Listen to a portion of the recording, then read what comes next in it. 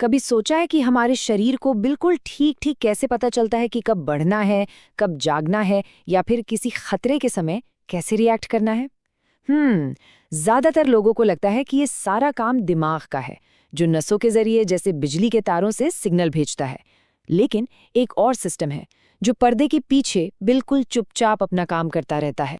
तो ये सिस्टम बिजली के सिग्नल्स के बजाय केमिकल मैसेंजर्स का इस्तेमाल करता है। इन्हें कहते हैं हार्मोन्स।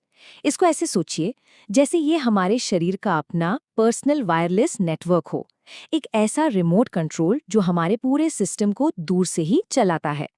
चलिए इसको थोड़ा और गहराई से समझते हैं। आज हम इस कमाल के सिस्टम का एक टूर करने वाले हैं। हम शुरू करेंगे दिमाग के कमांड सेंटर से, फिर देखेंगे कि मेटाबॉलिज्म और तनाव को कौन कंट्रोल करता है, और आखिर में ये समझने की कोशिश करेंगे कि ये पूरा सिस्टम इतने आराम से एक बैलेंस में कैसे काम करता है। तो चलिए सबसे ऊपर से शुरू करते हैं, सीधे दिमाग के अंदर, जहां इस पूरे सिस्टम के दो सबसे बड़े खिलाड़ी बैठे हैं। सबसे पहले मिलते हैं हाइपोथैलेमस से। इसे हम इस पूरे ऑपरेशन का सीईओ भी कह सकते हैं। इसका काम क्या है?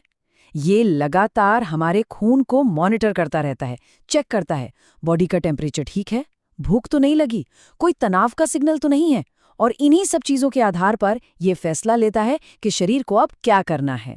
तो देखिए, हाइपोथैलेमस यानी कि सीईओ ऑर्डर्स देता है, और फिर आती है पिट्यूटरी ग्रंथि, जिसे मास्टर ग्लैंड भी कहते हैं। ये उस ऑर्डर को पूरे सिस्टम तक पहुंचाती है। ये बिल्कुल एक मैनेजर की तरह है, जिसका काम ये देखना है कि सीईओ के सारे इंस्ट्रक्शंस बिना किसी गलती के ठीक से पूरे हो रहे हैं। ओके, अब दिमाग से थोड़ा नीचे उतरते हैं, उन ग्रंथियों की तरफ चलते हैं जो हमारी एनर्जी मैनेजमेंट और हमारे सर्वाइवल इंस्टिंक्ट्स के लिए जिम्मेदार हैं। हमारी गर्दन में ना एक छोटी सी तितली के शेप की ग्रंथि होती है, थायराइड। ये हमारे शरीर का गैस पेडल है, समझ लीजिए। ये कंट्रोल करती है हमारे मेटाबॉलिज्म को, यानी वो स्पीड जिससे हमारा शरीर एनर्जी जलाता है। अगर ये ज्यादा तेजी से काम करे तो हम बेचैन महसूस करते हैं, और अगर ये धीरे हो जाए तो बस ऐसा लगता है जैसे हमेशा थकान है। अच्छा, थायराइड के ठीक पीछे ना 4 बिल्कुल छोटी छोटी पैराथायराइड ग्रंथियां छिपी होती है। इनका काम बहुत स्पेसिफिक लेकिन उतना ही जरूरी है, कैल्शियम को मैनेज करना। और हाँ, कैल्शियम सिर्फ हड्डियों के लिए नहीं होता, हमारे दिल और मसल्स को भी इसके बिना ठीक से काम करने में बहुत दिक्कत होती है। अब आते हैं हमारी किडनीज पर। इनके ठीक ऊपर बैठी हैं एड्रीनल ग्रंथियां, जो हमारे शरीर की सर्वाइवल एक्सपर्ट्स हैं। जैसे ही कोई खतरा महसूस होता है, ये एड्रेनलिन रिलीज करती हैं हमारी फाइट और फ्लाइट प्रतिक्रिया के लिए, और अगर तनाव लंबा चल रहा हो तो उससे डील करने के लिए ये कॉर्टिसोल नाम का हार्मोन रिलीज करती हैं। तो चलिए अपनी यात्रा को आगे बढ़ाते हैं, और अब उन ग्रंथियों पर फोकस करते हैं जो हमारे रोज के संसाधनों, नींद के साइकिल और ओवरऑल ग्रोथ को मैनेज करती हैं। पेट के ठीक पीछे होता है अग्न्याशय यानी पैंक्रियाज। ये हमारे शरीर का शुगर मैनेजर है। जब हम खाना खाते हैं तो ये इंसुलिन छोड़ता है ताकि हमारे सेल्स उस सारी शुगर को यूज कर सकें, और जब भूख लगती है तो ये ग्लूकागॉन छोड़ता है ताकि एनर्जी लेवल मेंटेन रहे। ये एक लगातार चलने वाला बैलेंसिंग एक्ट है। दिमाग में काफी अंदर एक और छोटी सी ग्रंथि है, पीनियल ग्रंथि। ये हमारे शरीर की अंदरूनी घड़ी है। जैसे ही अंधेरा होने लगता है, ये उसे सेंस कर लेती है और मेलाटोनिन नाम का हार्मोन रिलीज करती है। ये हमें धीरे से बताती है कि अब सोने का टाइम हो गया है। और आखिर में आते हैं गोनैड्स यानी ओवरीज और टेस्टीज। ये ईस्ट्रोजन और टेस्टोस्टेरॉन बनाते हैं।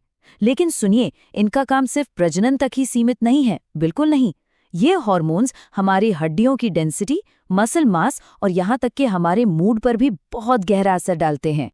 तो अब तक हमने अलग अलग खिलाड़ियों को देख लिया है, लेकिन अब आती है असली जादू की बात। ये पूरा ऑर्केस्ट्रा एक साथ इतने सुर में कैसे काम करता है? चलिए अब उस शानदार मैकेनिज्म पर फोकस करते हैं जो सब कुछ कंट्रोल में रखता है। इसको समझने का सबसे अच्छा तरीका है अपने घर के थर्मोस्टैट के बारे में सोचना। हाँ, ये एक बहुत ही सिंपल लेकिन पावरफुल एनालॉजी है जो नेगेटिव फीडबैक लूप के कॉन्सेप्ट को बिल्कुल साफ कर देती है।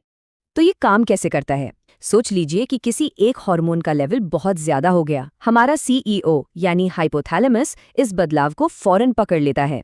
फिर वो अपने मैनेजर यानी पिट्यूटरी को सिग्नल भेजता है कि उस ग्रंथि को बोलो, अब बस प्रोडक्शन रोको। और जैसे ही हार्मोन का लेवल वापस नॉर्मल होता है, सिस्टम फिर से ऑन हो जाता है। कितना स्मार्ट सेल्फ रेगुलेटिंग प्रोसेस है ना?